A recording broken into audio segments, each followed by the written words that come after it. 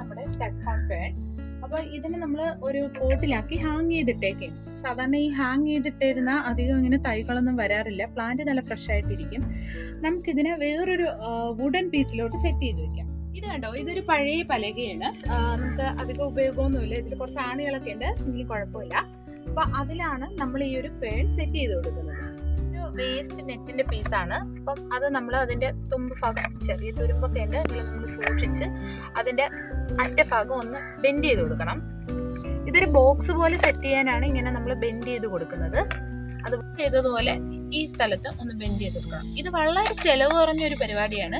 നമ്മൾ സ്പാഗ്നോമോസ് ഒക്കെ വാങ്ങിക്കുകയാണെങ്കിൽ ഒത്തിരി പൈസയാവും.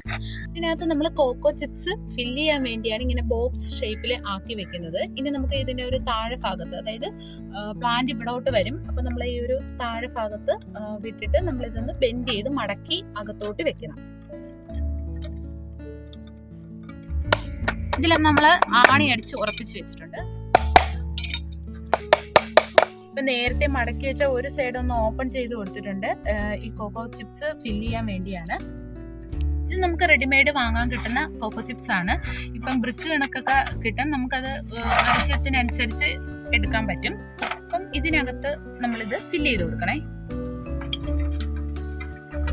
സാധാരണ മോസാണ് എല്ലാവരും ഇത് ഫില്ല് ചെയ്യുന്നത്. അപ്പം ഇതൊരു ലോ കോസ്റ്റ് പരിപാടിയാണ്.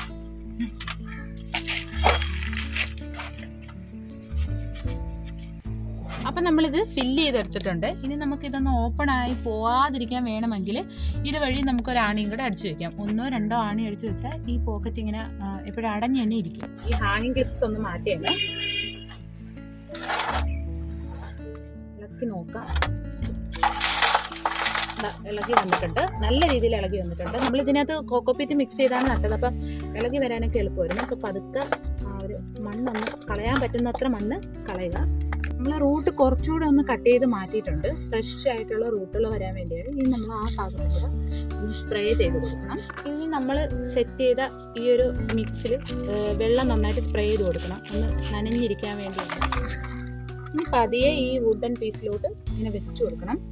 ആ മിക്സ് വരുന്ന ആ ഭാഗത്ത് തന്നെ വെച്ച് കൊടുത്ത് നമുക്കൊരു നൂല് കൊണ്ട് കെട്ടി വെക്കാം. അപ്പം ഞാനിവിടെ എടുത്തേക്കുന്ന ഒരു പച്ച നൂലാണ്. അപ്പം നിങ്ങൾക്ക് ഏത് കളർ നൂല് വേണമെങ്കിലും ഇതിനു വേണ്ടി എടുക്കാം. നൂലെടുക്കുന്നതിന് നല്ലത്, അപ്പോൾ ചെടിക്ക് വലിയ ഡാമേജ് ഒന്നും ഉണ്ടാകത്തില്ല. ഇതിന് ഇവിടെ ഒരു ആണി ഉണ്ടായിരുന്നു, അപ്പോൾ അത് നമ്മളൊന്ന് ജസ്റ്റ് ഓപ്പൺ ചെയ്ത് കൊടുത്തിട്ടുണ്ട്. എന്നിട്ട് ഇത് വൂളൻ ത്രെഡാണ്. അപ്പം എനിക്കൊരു വൂളൻ ത്രെഡ് ഉണ്ടായിരുന്നു, അപ്പോൾ അത് ഇങ്ങനെ അതിൽ കുറച്ച് നോഡുകളൊക്കെ ഇട്ട് ഒരു കെട്ട് ഉണ്ടാക്കിയിരിക്കുകയാണ്. നമുക്ക് ഇതിനകത്തോട്ട് ഒന്ന് അറ്റാച്ച് ചെയ്ത് കൊടുത്തിട്ട് ഇവിടെയും ഒരു കെട്ടിട്ട് കൊടുക്കണം. കെട്ടി വെച്ചിട്ടുണ്ട്.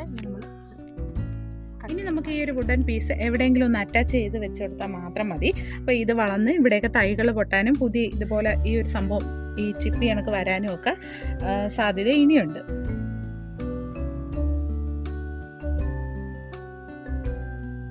അപ്പം നമ്മുടെ ഫേൺ ഇവിടെ സെറ്റാക്കി വെച്ചിട്ടുണ്ട്. ഒരു മൂലഭാഗത്താണ്, അപ്പോൾ പിന്നെ വലിയ കുഴപ്പമില്ലാതെ അവിടെ വളർന്നു നിന്നോളും. അപ്പോൾ ഈ ഒരു പ്ലാന്റ് സ്റ്റഗ്ഹോൺ ഫേൺ എന്ന് വരാനുള്ള കാരണമെന്ന് വെച്ചാൽ കലമാൻ്റെ കൊമ്പ് കണക്കാണ് ഇതിൻ്റെ ലീഫ് വരുന്നത്. അപ്പം ഈ ഒരു തടിയിൽ ഇതിന് സെറ്റായിട്ടിരുന്നോളും. ഈ ഒരു വീഡിയോ എല്ലാവർക്കും ഇഷ്ടമാവുമെന്ന് വിചാരിക്കുന്നു. പുതിയൊരു വീഡിയോ ആയിട്ട് നമുക്ക് വീണ്ടും കാണാം. Thank you.